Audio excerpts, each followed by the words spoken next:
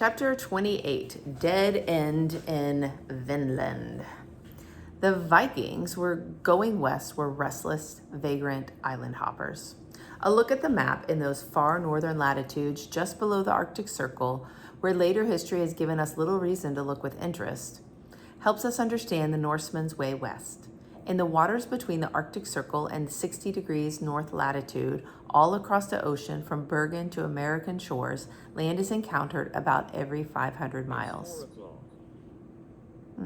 How unlike the vast, unrelieved open waters in the southern latitudes, the domain of Columbus and Vespucci.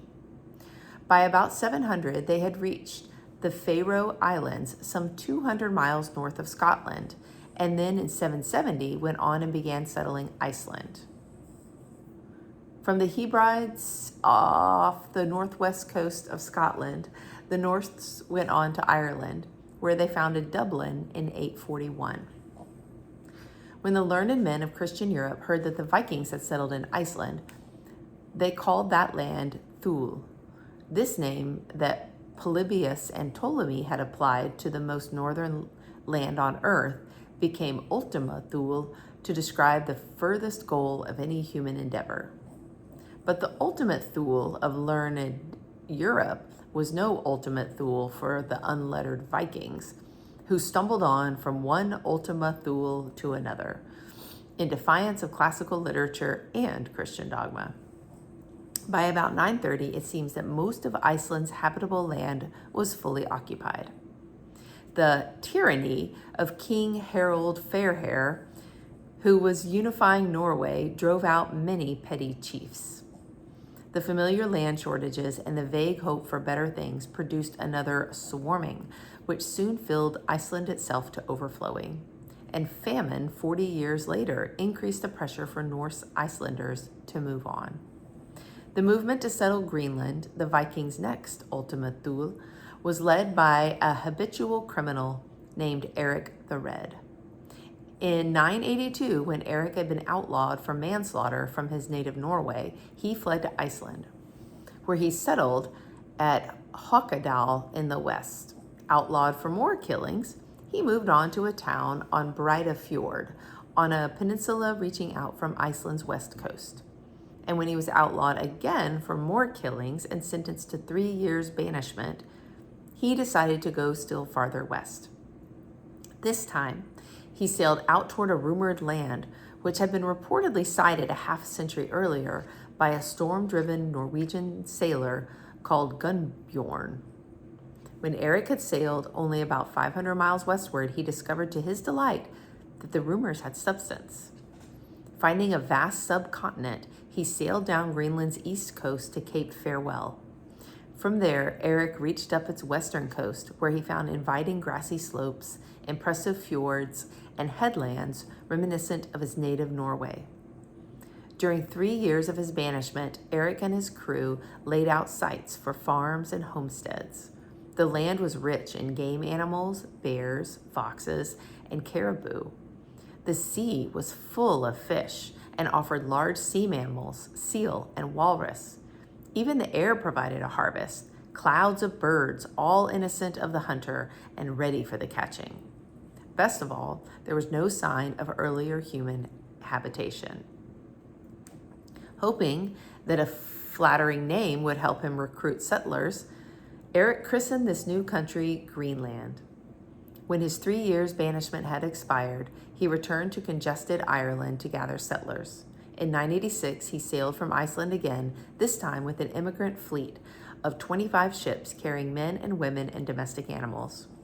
Only 14 ships survived the stormy passage, which brought to this first Viking settlement in Greenland about 450 immigrants.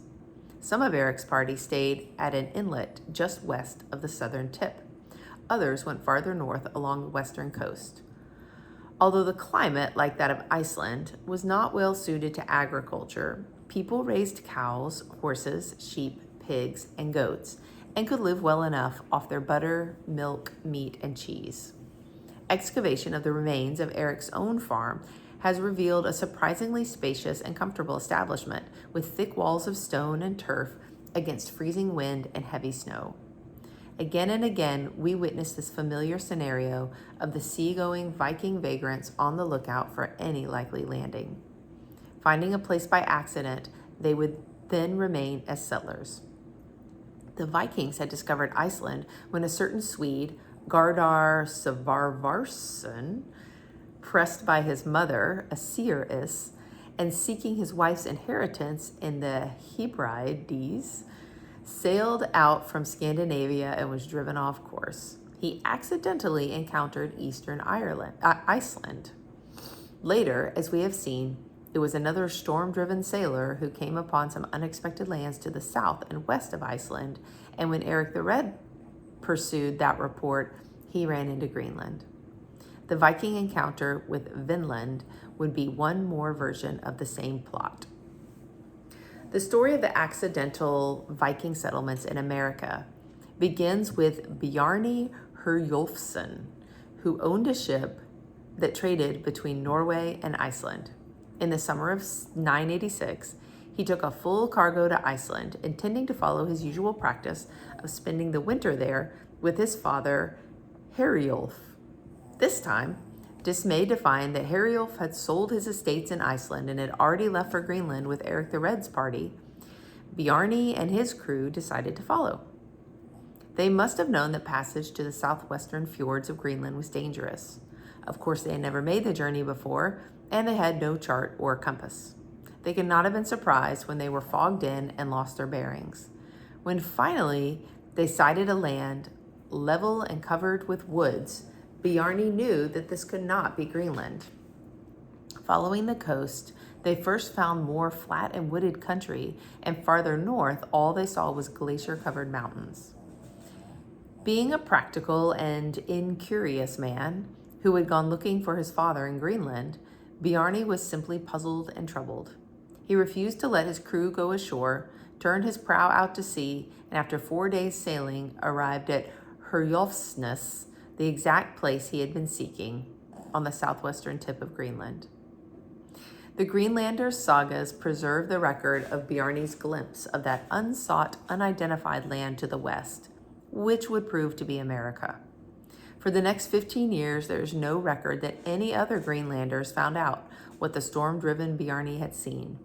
Yet when Greenlanders climbed those high mountains behind their settlements and looked westward out to sea, on the far horizon, they could see what looked like land, or at least the kind of clouds they usually found above land. Leif Erikson, according to the sagas, a, quote, big and strong, of striking appearance, shrewd, and in every respect a temperate, fair-dealing man, who had come to Greenland with his father, Eric the Red, bought Bjarni's ship. In 1001, he gathered a crew of 35 and set out for the land Bjarni had sighted, but did not have the courage or the curiosity to explore. Leif had offered to put his father Eric in charge, but Eric's horse stumbled and threw him as they were riding down to the ship, which confirmed his hunch that the trip was not in his destiny, and, quote, that of all their family, Leif would still command the best luck. Leif and his crew, sailing due west, quote, lighted on the land first, which Bjarni and his people had lighted on last. The background was all glaciers, and right up to the glaciers from the sea, as it were, a single slab of rock. The land impressed them as barren and useless. This was Baffin Island, just north of Hudson Strait, and they called it Helluland, or Flat Stone Land. Coasting southeast, they next saw a flat country, now known as Labrador, that was covered with forest, which they called Markland or Woodland. Farther on, they found an attractive wintering place, which they called Vinland or Wineland, after its plentiful grapes. But the word in the sagas, crudely translated as wild grapes, probably meant wineberry, the wild red currant, the gooseberry, or the mountain cranberry, which does grow abundantly that far north. Their campsite has now been unearthed on Newfoundland's northeastern tip at a place called Lands o' Meadows. Finding the land unexpectedly attractive, Leif's party brought their ship up a river and into the lake from which it flowed. They cast anchor, carried their skin sleeping bags, a Viking invention, off board, and built themselves booths or huts. Later, they decided to winter there and build a big house. The Greenland these men had just come from was no Eden, which helps explain their enthusiasm reported in the sagas. There was no lack of salmon there in river or lake, and salmon bigger than they had ever seen before. The nature of the land was so choice, it seemed to them that none of the cattle would require fodder for the winter. No frost came during the winter, and the grass was hardly withered. Day and night were of a more equal length there than in Greenland or Iceland. On the shortest day of winter, the sun was visible in the middle of the afternoon as well as at breakfast time. The next summer, Leif and his party returned to Greenland. When Leif's father, Eric the Red, died and the family responsibilities fell on Leif, he would have to stay near home. Leif then lent his ship to his brother Thorvald, who wanted to see the Vinland, which Leif had praised so extravagantly. Thorvald and his crew of 30 had no difficulty finding the very place of Leif's encampment. They spent the summer exploring the coast, then wintered at Leifsbudir, Leif's hut. The next summer, when they first encountered the natives, 8 natives were killed. Thorvald himself received a fatal arrow wound, and Thorvald's party returned to Greenland. The Vikings had not yet tried to plant a permanent colony. This next step was undertaken by one of Leif Erikson's in-laws, an Icelander named Thorfinn Karlsefni, who had sailed to Greenland with a trading cargo. Viking Vinland seemed somehow to become a family affair, which proved a fatal weakness. Thorfinn Karlsefni was a very well-to-do man, the sagas report, and spent the winter at Brattahlid with Leif Erikson. It did not take him long to set his heart on Gudrid, the attractive widow of Leif's brother. He asked for her hand, and she left it to Leif to answer for her. So now she was betrothed to him, and their wedding took place that winter. But Gudrid was no stay at home, and she knew what she wanted. When Karlsefni finally gave in to her urging to lead a colony to Vinland, he organized an expedition of 3 ships carrying some 250 men and women, together with all sorts of livestock. They arrived in Vinland before autumn and settled at a comfortable bay not far from the old site of Leif Erikson's encampment. That winter was so mild they could let their cattle graze outdoors. Then, the sagas tell us, came omens of trouble. After that first winter came summer. It was now they made acquaintances with the Skraelings, natives, Indians, or Eskimos, when a big body of men appeared out of the forest there. Their cattle were close by. The bull began to bellow and bawl his head off, which so frightened the Skraelings that they ran off with their packs, which were of gray furs and sables and skins of all kinds, and they headed for Karlsefni's house, hoping to get inside there, but Karlsefni had all the doors guarded. Neither party could understand the other's language. Then the Skraelings unslung their bales, untied them, and proffered their wares, and above all wanted weapons in exchange. Karlsefni, though, forbade them the sale of weapons. And now he hit on this idea. He told the women to carry out milk to them, and the moment they saw the milk, that was the one thing they wanted to buy, nothing else. So that was what came of the Skraelings trading. They carried away what they bought in their bellies, while Karlsefni and his comrades kept their bales and their furs. And with that, they went away. When the Skraelings returned, the Vikings had no plan either for trading with them or for subduing them. The Skraelings happened to covet pieces of the Vikings' red cloth, for which they would exchange their best unblemished skins and gray fur pelts. When the cloth began to run short, the Vikings cut it up so it was no broader than a finger breadth, but the Skraelings gave just as much for it or more. Then one day there came a sudden attack by, quote, a great multitude of Skraeling boats. The Skraelings stormed the Viking camp, swinging their battle staves anti-sunwise. There was not yet any anti-clockwise, yelling and showering missiles from their war slings. What most terrified the brave Vikings was the Skraelings' primitive buzz bomb.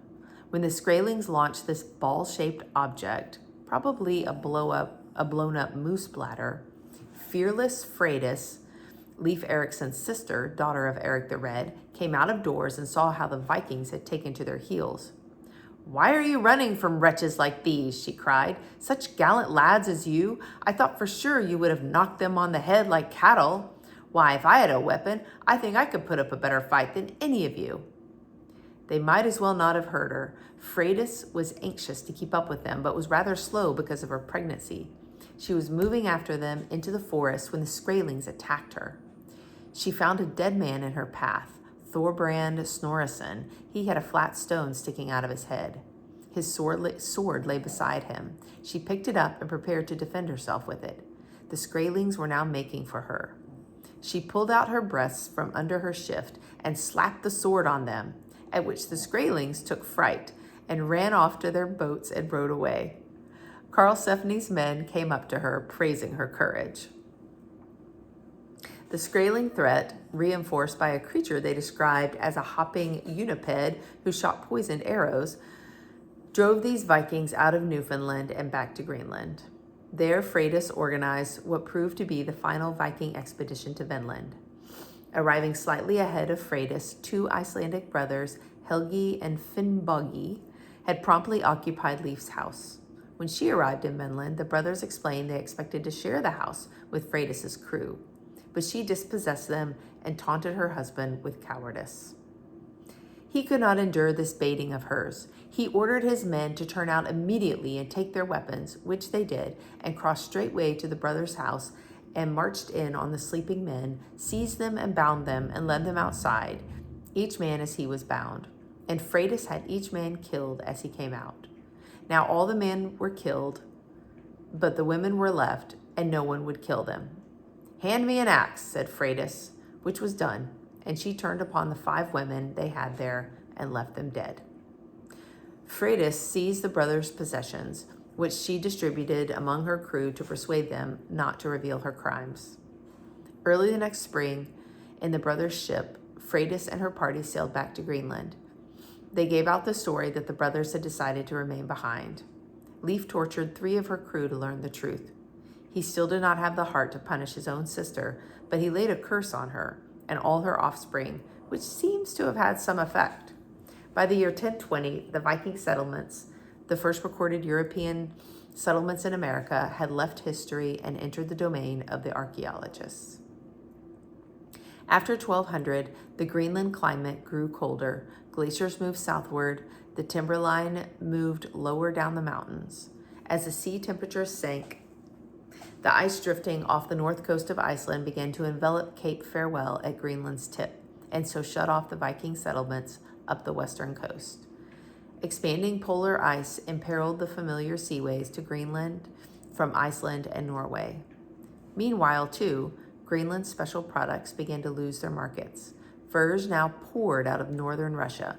Woolens in larger quantities and of better quality were coming from England and the Netherlands. And walrus tusks, Greenland's most distinctive product, were considered an inferior kind of ivory, once French craftsmen came to know the elephant ivory trickling in from Africa and farther east. Now, fewer ships came to remote Greenland ports, and the regular Greenland carrier from Norway made its last run in 1369. The Greenland trade was a royal Norwegian monopoly belonging to the town of Bergen. When Bergen suffered the Black Death in 1349, 1 in 3 of the Norwegian population died. The harbor town was burned and sacked, and Greenland lost its lifeline to the motherland.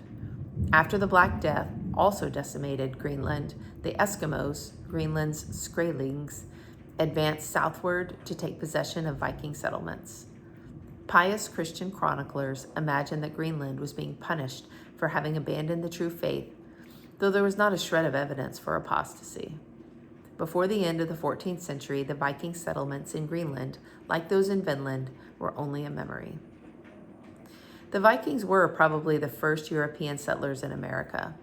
which is far from saying that they discovered America. Their settlement across the stormy ocean was an act of physical, but not of spiritual courage. What they did in America did not change their own or anybody else's view of the world. Was there ever before so long a voyage? Lanzomedos is a full 4,500 miles as the crow flies from Bergen.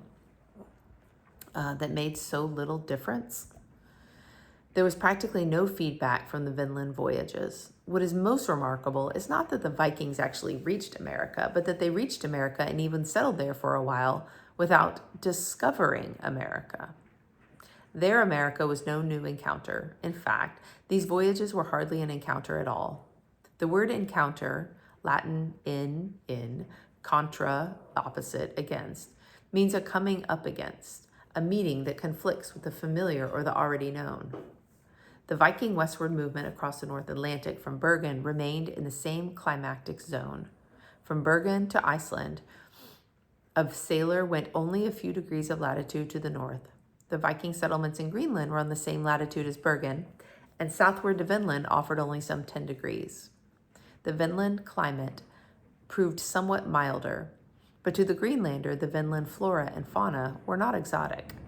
The sagas describe the Skraelings prosaically. They were small, ill-favored men and had ugly hair on their heads.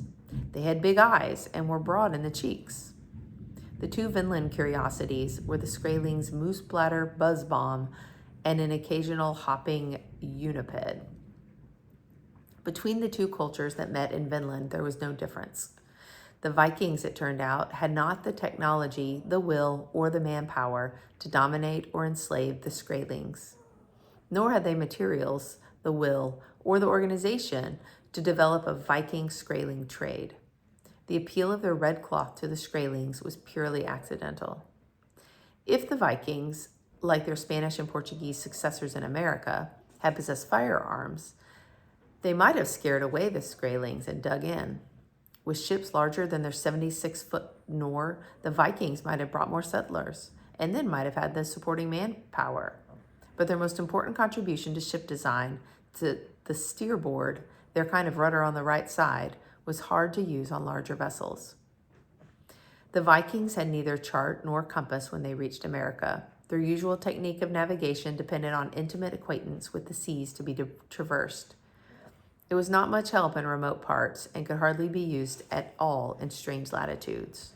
For longer voyages, although they had not yet invented the idea of latitude, they used a kind of latitude sailing in which the sailor put himself on the latitude of his destination, then simply did what he could to stay on that latitude. For example, a Norseman going from Bergen to Iceland would sail up along the coast of Norway until he reached a point where the angular height of the North Star above the horizon and the declination of the sun at noon were what he knew them to be at their destination in Iceland. Of course, this amounted to marking latitude, but the Vikings had not begun to think of it in that way. At sea, they used any crude device. A notched stick would do, but the length of an arm, a hand, or thumb would also serve to keep on a course where the observed angles remained uniform. Of course, the Vikings often missed their destination, and that was how they first encountered Iceland, Greenland, and Vinland. This primitive form of latitude sailing had to be supplemented by familiarity with the waters sailed in. A Viking sea captain could not rely exclusively on observing the North Star and sun, for in northern seas, these were often obscured by cloud or fog. He needed to know the birds, the fish, the currents, the driftwood, the weeds in the sea, the color of the water, the ice blink, the yellowish glare in the sky above an ice field, the clouds, and the wind. Floki, the great Viking sailor in the 9th century, found Iceland by sending up a raven from his ship to lead him there. Viking sailors had an uncanny feel for the neighborhood where their ancestors sailed so often. It was only by island hopping that they actually reached the shores of America. The seafaring distance from Greenland to North America was only half the distance between Iceland and Greenland, or between Norway and Iceland, which they had long since been traversing.